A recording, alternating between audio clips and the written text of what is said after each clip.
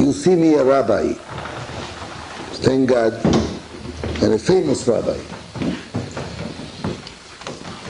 In Israel today they put my tapes every day in the radio, every day. And I'll tell you a story. There was once Rabbi Yagen, alav shalom, Rav Nissim Yagen. This was his people. He gets a letter. One of these letters that's like, Megillat Esther. It's a really, really long letter. And, I don't know why people think that, for whatever reason, they think that, the rabbis never have anything to do and we could just read these really, really long letters. God bless people. I mean, I appreciate the letters and everything, but many times you have these 5, 10, 20-page letters and emails, and you simply don't have the ability to read all of it. At best, maybe you'll skim through part of it. At best, even if you look at it. Sometimes it's so long, it's so scary, you don't look at it at all. Not because you don't care, it just takes too much time. It's 40 minutes just to read something. It's a book. But anyway, one time Rav Yagen gets a letter, a long letter. He says, usually I don't read these letters, but I delved into the first few words, and he got me to read more and more and more. And before I know it, I read the whole thing. And he says it was one of the most extraordinary stories I was ever a part of. And it comes from a woman that says, I saved her life. I saved her marriage. But I'm never going to believe how. She said her and her husband have been fighting for a very long time. What's the fight about? Her husband became more religious. And she has no interest in becoming religious. No interest. And as he's becoming more and more religious, she is becoming more and more upset that he is becoming religious. And it gets to a point where she says, listen, if you're either going to pick your religion or me. And the guy says, listen, I love you. I don't want you to leave, but I'm not going to become not religious. I'm not going to go to the beach with you anymore. I'm not going to violate Shabbat. I'm not doing it. Why don't you listen? Why don't you this? She was never willing to listen to anything. Now, around that time, Rav Yagen had a trip to Europe. I believe it was Europe. And, in those days they had tapes, cassette tapes. Instead of the CDs and USBs, they had cassette tapes. And he would have people usually buy a whole collection of tapes to put them in, in the local shul. And you could just take the tapes. You would have 300 tapes. And he wanted to borrow one, would borrow it and listen to it and then put it back like a library. So he brought this collection and he gave it to the place.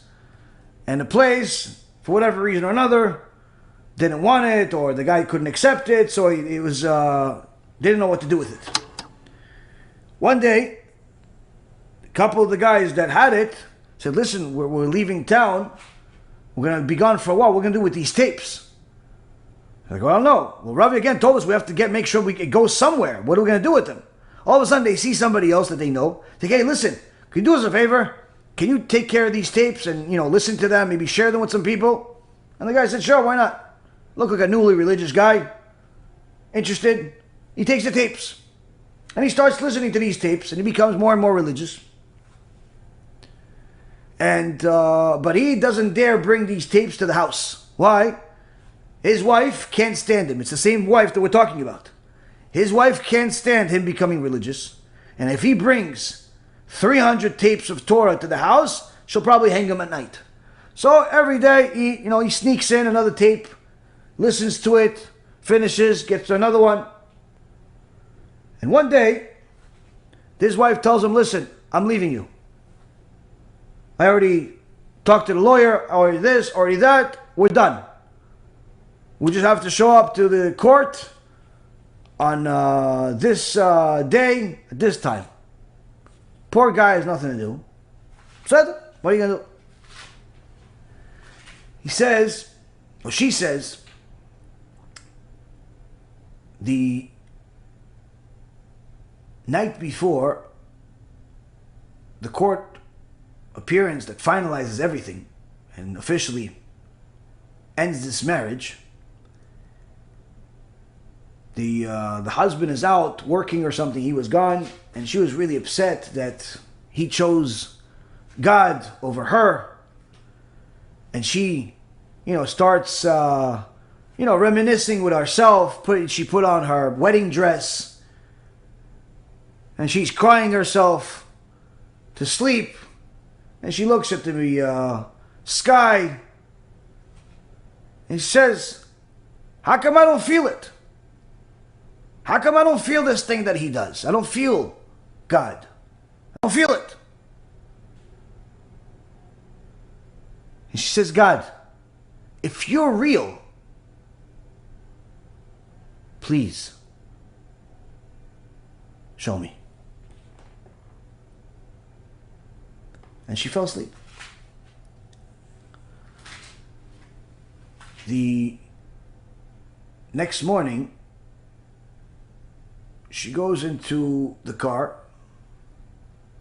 and before the appointment is later on that day, it's 4 o'clock or something like that. She goes into the car, and the car plays the tape that's already in there. And she starts listening to what's on the tape. What's on the tape?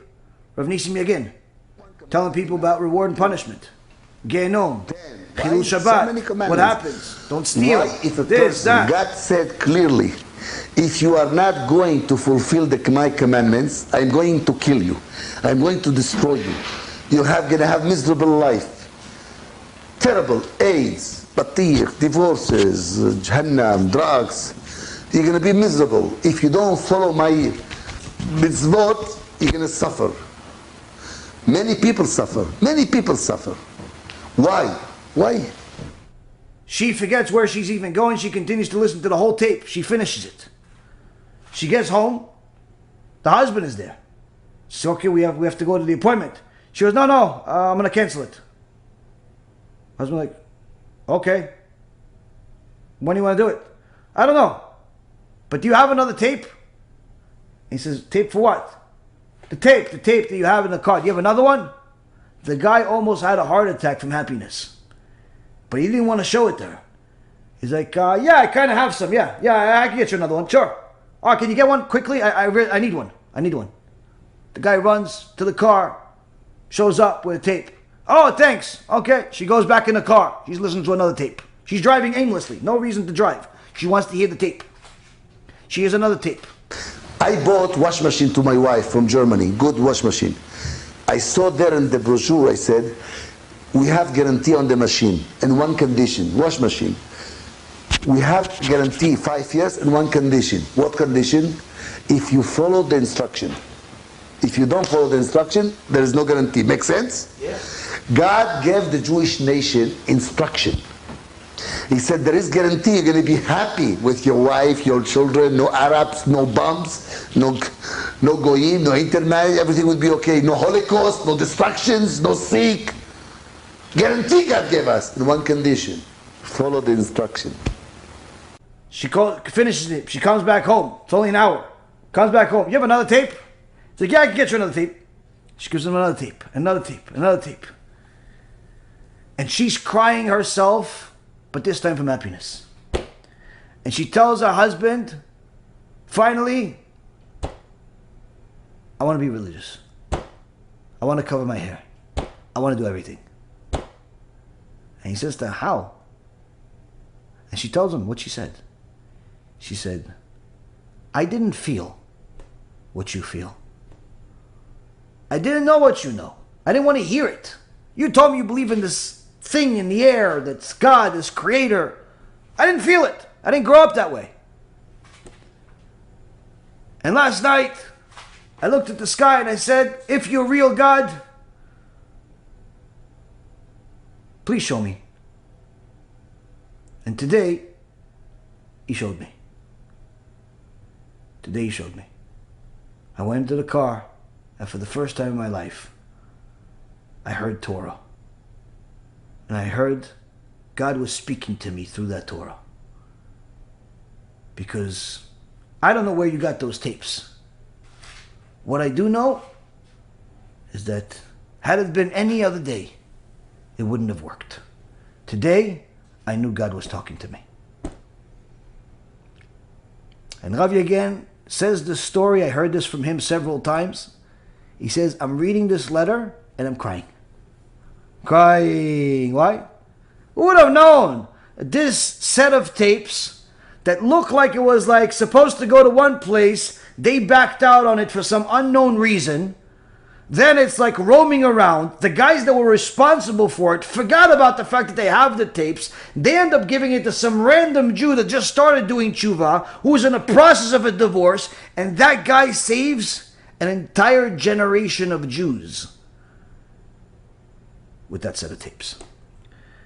So you see, Rabotai, when you invest into Torah that can help people, whether it's a tape or a CD or a USB or a book that can help people get closer to Hashem, you're not just helping that person become entertained.